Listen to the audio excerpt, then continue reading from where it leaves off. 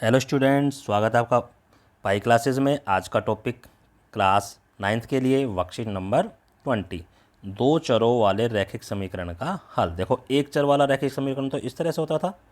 यहाँ से हम क्या करते थे, पहले बिना चर राशि वाले को उस साइड ले गए, माइनस बी हो गया, और x माइनस के बी बटे ए। बस ये इसका एक ही हल होता था, अनेक हल इसके नहीं होते थे। देखो, जैसे इस समीकरण को मैं सोल्व करा तो इसकी वैल्यू क्या आ गई, x इक्वल टू माइनस के 5/3।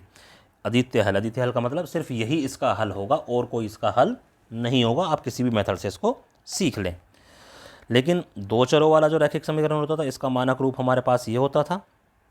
अब इसमें x और y की वैल्यू कुछ भी हो सकती है। किस पर डिपेंड करती है, a b c पर। इसके अनेक हल हो सकते हैं, अपरिमित रूप से अनेक हल इस समीकरण के हो सकते हैं। देखो, ये इस तरह से दे रखा है। अब मैं आपको करके दिखाता हूँ हम क्या इसमें करते क्या हैं। हम देखो, हमने x इस साइड रखा, 2y को हम दूसरी साइड ले गए, तो अब इससे हम इसके अनेक हल निकाल सकते हैं। करके दिखाता हूँ आपको। ये देखिए, जब x, देखो यहाँ पर y की वैल्यू हमें चेंज कर दी है। जब y की वैल्यू हमने 0 रखी तो यहाँ 0 रख देंगे, -2 y की जगह पे 0 +6, तो ये तो पूरा 0 हो गया, +6। यानी जब y की वैल्यू 0 रखी तो x की वैल्यू क्या आ गई, 6। तो y की वैल्यू 0 और x की वैल्यू 6, पॉइंट बन गया। y की वैल्यू 1 रखो, ये रफ काम होता है।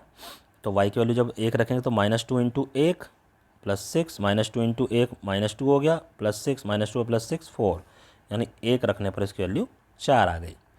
ऐसे हमने 2 रखा, 3 वैल्यू जरूर रखा करो, ठीक है। अब ये -2 इंटू 2 -4 हो गया, -4 और प्लस के 6, ये 2 आ गई, तो 2 पे 2 ही आ गई, ठीक है।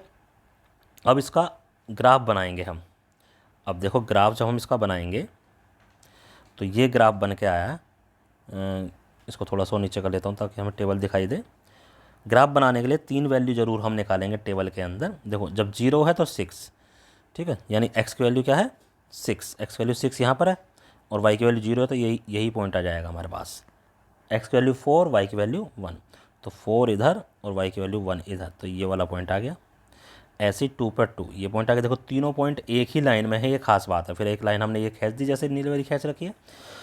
जो हमारा समीकरण है ये दो चर वाला, इसका जो भी ग्राफ आएगा वो एक सीधी रेखा ही आएगा। तो 3 पॉइंट से हमें पता चल जाता है कि ये सीधी रेखा है या नहीं। अगर एक भी पॉइंट अलग हो गया तो तुमने कहीं ना कहीं कैलकुलेशन में गड़बड़ करी है।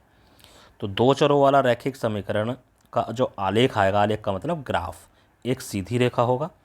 अब ये तो 3 पॉइंट हमने दिखा दिए। अभी देखो, इस पर कितने सारे पॉइंट है, ये सारे पॉइंट ही तो हैं इसके ऊपर। ये सारे पॉइंट इस रेखा को क्या करेंगे, सेटिस्फाई करेंगे, यानी ये सारे पॉइंट इसके हल हैं। और ये पॉइंट कितने हैं, ये अनगिनत पॉइंट हैं, कितने भी हो सकते हैं, हम इनको काउंट नहीं कर सकते। तो इसीलिए जो अगर एक समीकरण आपको दे रखा है तो उसके कितने हल होते हैं, उसके अनेक हल होते हैं, किसी भी एक दो चर वाले समीकरण के। तो अभी अभ्यास कार्य आ गया। कहता है, जांच करो x इक्वल टू 2 और y इक्वल टू -2 इसका हल है अथवा नहीं। तो हम क्या करेंगे, इसमें रख के देख लेंगे। रखो जी, कहाँ, लेफ्ट हैंड साइड में रखेंगे। तो लेफ्ट हैंड साइड हमारे पास क्या है, 2x माइनस वाई, और x और y की वैल्यू हमें दे रखी है 2, x की वैल्यू है 2 और y की वैल्यू है -2। ये हो गया 2 दूनी 4 प्लस के 2, क्या आ गया 6, 6 आ रहा राइट हैंड साइड में। तो ये अगर LHS RHS के इक्वल आ जाए वैल्यू रखने पर, हाँ, तो हम क्या लिखेंगे कि यह x इक्वल टू 2 या y इक्वल टू 2 इसका हल है या नहीं। हाँ, यह इसका हल है, और इस तरह से आप करके दिखा दोगे। दूसरा कहता है, इस समीकरण के कितने हल हो सकते हैं। कोई भी दो चर वाला समीकरण है, इसके अनेक हल हो सकते हैं। बस सीधा लिखना, आपको करके कुछ नहीं बताना।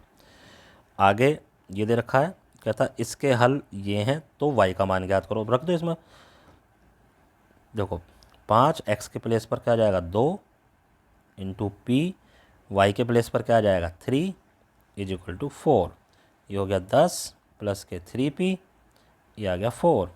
10 को उधर ले जाएंगे, 3p 4 माइनस 10, 3p माइनस के 6, p माइनस के 6/3, और p की वैल्यू क्या आ गई, -2। बस सीधा सा हमारा सवाल था, p के मान हमारा निकल गया। नेक्स्ट में कहता है कि ये दो समीकरण दे रखे हैं, इनका आलेख खींचिए। अब दो समीकरण का एक में खींच देंगे हम आलेख। देखो, पहले इस वाले से लेते हैं हम पहले वाले समीकरण से, तो हम इसको क्या लिख सकते हैं, x टू 4 माइनस वाई। ठीक है, अब यहाँ से x बटे वाई टेबल बनाएंगे। देखो y की वैल्यू 0 रखोगे यहाँ तो 4 माइनस 0 4 ही हो जाएगा, y की वैल्यू 1 रखोगे तो 4 माइनस 1 x की वैल्यू 3 है। ठीक है, अब देखो y is equal to 2x, ये ले लेते हैं, यहाँ से x और y बना लेते हैं। x की वैल्यू 0 रखोगे तो y की वैल्यू 0, x की वैल्यू 1 रखोगे तो y की वैल्यू 2 मल्टीप्लाई हो जाएगा ना, x की वैल्यू 2 रखोगे तो y की वैल्यू 4। तो ये दो आ गए हमारे पास। अब देखो, अभी नीली लाइन को भूल जाओ, अब पहले हम इस वाले के लिए बनाएंगे 4 और 0, तो 4 और 0 ये वाला पॉइंट आ गया। ठीक है, यहाँ आप लिख भी सकते हो जैसे इन्होंने लिख रखा है 4 और 0 बात। ठीक है, 4 और 0 ये पॉइंट आ गया। दूसरा 3 और 1, 3 और 1 ये वाला पॉइंट आ जाएगा, 3 और 1 ऐसे लिख दो। 2 और 2, 2 और 2 तो यहाँ भी आ रहा है।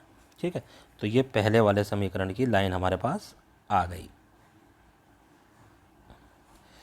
ये आ गई इस तरह से। ठीक है, ऊपर यहाँ पर लिख भी दो ये किसकी है, ये x प्लस वाई बराबर 4 की है। नाउ दूसरा 0 0, तो 0 0 ये वाला पॉइंट हो गया हमारे पास। 1 और 2, 1 और 2 भाई ये वाला पॉइंट हो गया हमारे पास। 4 4 ये वाला पॉइंट हो गया हमारे पास। तो अब इसकी लाइन आ गई ये इस तरह से, बन गया ग्राफ। तो ये कहाँ पर कट कर रहा है, ये यहाँ पर कट कर रहा है, और जहाँ भी ये कट करेगा वही इसका आंसर भी होता है, वो हम आगे सीखेंगे। तो ये y इक्वल टू 2x। तो इस तरह से ग्राफ आप बना लोगे अपने ग्राफ की कॉपी में। तो इस तरह से हमारे चारों क्वेश्चन कंप्लीट होते हैं। ये आपको अपनी कॉपी में साफ साफ करने हैं और अपने अपने टीचर को व्हाट्सएप पर सेंड करने हैं। धन्यवाद।